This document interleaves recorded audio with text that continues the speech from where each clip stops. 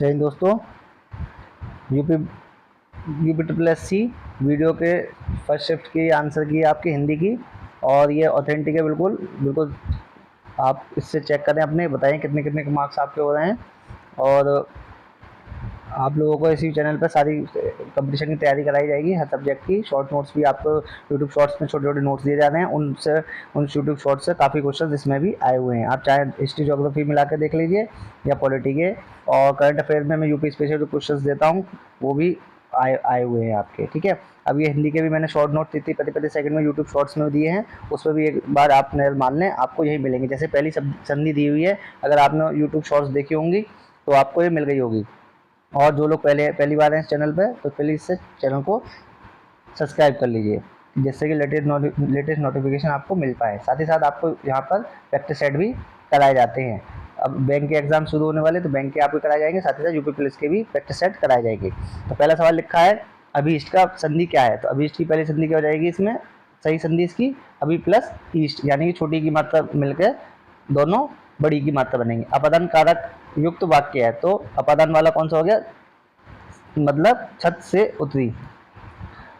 निम्न में नाम धातु क्रिया प्रयोग किस विकल्प में है? तो ऑप्शन नंबर डी, हाथ से हथिया बना। ठीक है, निम्न में से अत्याचार है, यानी बहुत बार पढ़ा है आपने, अति प्लस आचार, किस विकल्प में विलोम युग्म सही नहीं है? तो इसमें कौन सा नहीं है आपका? सद्वा का निर्वदा, ये आपका सही नहीं है। नहीं पे ज्यादा वाला फोकस करना है हम लोगों को। ठीक है, आगे देखते हैं। अपूर्ण भूतकाल मतलब पीछे भूतकाल में वो कार्य चल रहा था, यानी रहा था, रही थी, रहे थे, यानी कि ऑप्शन नंबर बी। आठवां दिया हुआ, निम्नलिखित में से किस रस का स्थायी रति है? तो किसका है आपका? श्रृंगार रस का। मुदित महीपति मंदिर आए सेवा सचिव सुमंत बुलाए, इस पंक्ति में कौन सा अलंकार है आपका? मामा की आवृत्ति हो रही है, तो अनुप्रास अलंकार। देखो ये क्वेश्चंस देखिए एक ही लेवल के आ रहे हैं। जिसने अगर मेरी पहले वीडियोस देख ली होंगी प्रैक्टिस सेट की, तो उनको एक आइडिया, प्रैक्टिस सेट और ये आंसर की देख ली होगी, तो उन्हें एक आइडिया हो गया क्वेश्चन किस लेवल के आ रहे हैं। ठीक है, तो आगे देखिए, फूले कांच सकल मही छाई जनु, ये जनु आ गया तो कौन सा हो गया इसमें? उत्प्रेक्षा अलंकार। जनु आ गया यानी कि उत्प्रेक्षा अलंकार आपका। ठीक है ना। आगे लिखा है, किस वाक्यांश के लिए प्रयुक्त शब्द सार्थक नहीं है? देखो नहीं वाले बहुत पूछे गए हैं, कौन सा नहीं है? जो सब कुछ जानता है, सर्वज्ञ होता है, जहां पर लिखा है बहुयज्ञ। तो आगे लिखा है, जहां जा ना सके अगम्य। उन्मीलन का क्या हो जाएगा? निमीलन। उन्मीलन का निमीलन। राम को रूप निहारती जानकी कंगन के नक की परछाई, ये भी क्या होगा आपका? श्रृंगार रस होगा। ठीक, आगे चलते हैं। निम्नलिखित में से किस वर्तनी शब्द की वर्तनी सही नहीं है? कौन सी सही नहीं है? सही है मतलब ज्योत्सना। किस विकल्प में सभी शब्द परस्पर पर्यायवाची हैं? वृक्ष, ध्रुम और विटप। निम्न में से कौन सा शब्द सागर का पर्यायवाची नहीं है? बारिश है, रत्नाकर, अम्बुदी है और निर्जर नहीं है। निम्नलिखित में से कौन सा शब्द तत्सम है? मतलब संस्कृत के समान। पाषाण मतलब पत्थर, तद्भव में हो जाएगा पत्थर, और पाषाण तत्सम। निम्नलिखित में से चिक्कड़ शब्द का तद्भव शब्द मतलब समय के साथ परिवर्तित हो गया है, तो यानी क्या हो जाएगा? वो तद्भव का चिक्कड़ का चिकना। ठीक है, प्रश्न नंबर 20 है आपका, परिवार शब्द का तत्सम रूप क्या है? तो आपने अपने बुजुर्गों से काफी बार सुना होगा, प्रतिपदा। गुप्तचर इस शब्द के लिए कौन सा वाक्यांश सही है?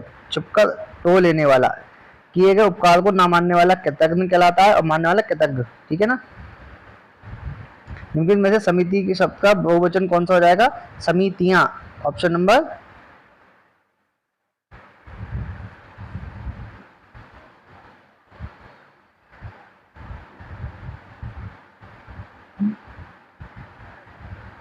ऑप्शन नंबर बी, कौन सा हो जाएगा आपका?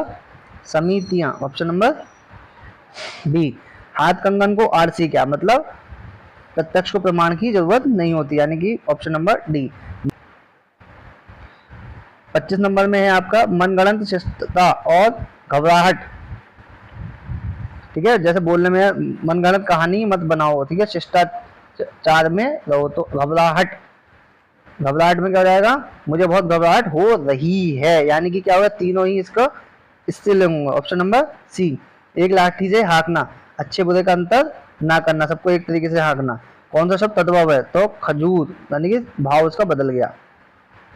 अगला है आपका, इनमें से एक वचन बहुवचन में कौन सा युग्म सही है? तो देखो, गली का गलिया, घोड़ों का घोड़े, चिड़िया का चिड़िया, लेकिन आंसू का आंसू ही रहता है ये, यानी कि ऑप्शन नंबर बी।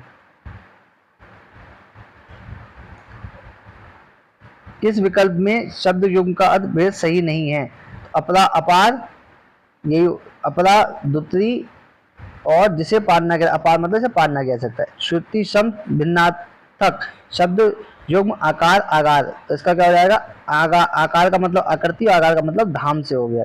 निम्नलिखित में से मिश्र वाक्य, अब मिश्र वाक्य मैंने मिश्र वाक्य आपको कई बार मैं बता भी चुका हूं, तो इसमें क्या हो जाएगा?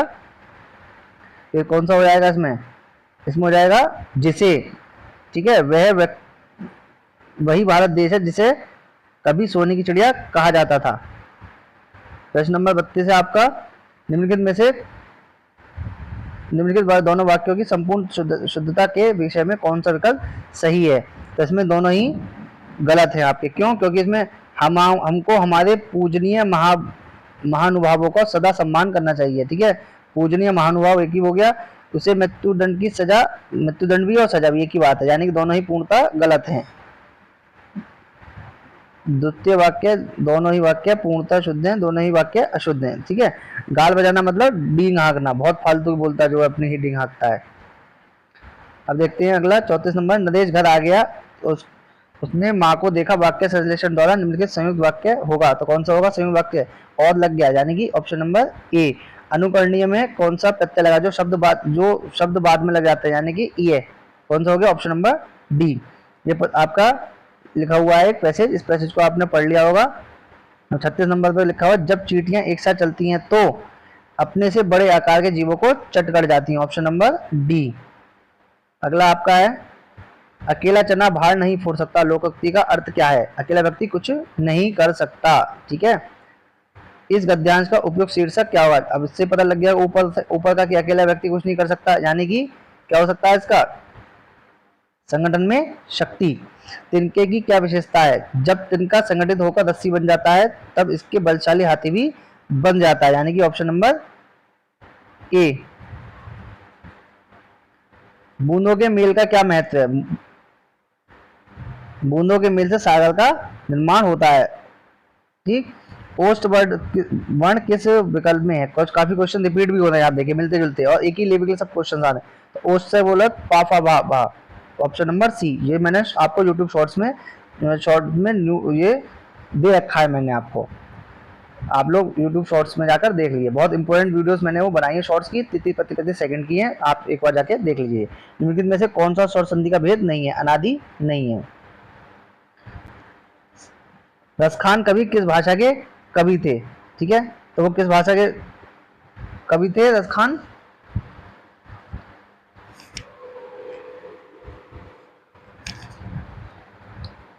क्वेश्चन नंबर 43 है, रसखान किस भाषा के कवि थे? आपके ब्रज भाषा के कवि थे।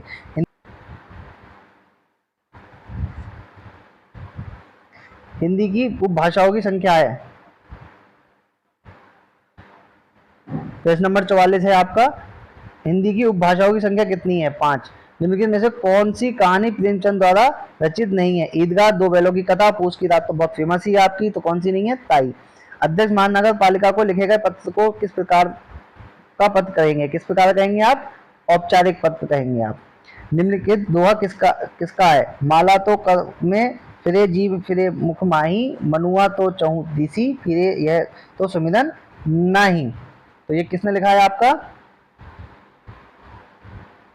कबीरदास जी ने लिखा है। भाषा का कौन सा क्वेश्चन सबसे पहले बच्चा सुनता है? सुबोलिपि, यानी कि सु मतलब सुनना, तो मैंने आपको ट्रिक बताई थी, तो कौन सा हो जाएगा? 48 का ए। निम्नलिखित में से किस विकल्प में अनुनासिक का प्रयोग है? जो नाक से बोले यानी चंद्रबिंदी, ठीक है, या चक्रबिंदी जिसे आप कह देते हो, तो 49 का क्या हो जाएगा? ए, चांद और सांस। राहुल सांकेतन ने लेखन के लिए निम्नलिखित में से किस विधा को विशेष रूप से पसंद किया है? तो यात्रा वृत्तांत, आपने इनका पढ़ा भी होगा क्लास 11-12 में, इनका यात्रा वृत्तांत भी पढ़ा होगा। तो ये हमने इस वीडियो में देखा, 50 वीडियो के जो का एग्जाम था 27 तारीख का पहली शिफ्ट का, उसकी आंसर की हमने देखे हिंदी के 50 क्वेश्चन की, ठीक है। अब जल्दी हम और सब्जेक्ट्स के भी देखेंगे। आज के लिए इतना ही, जय हिंद।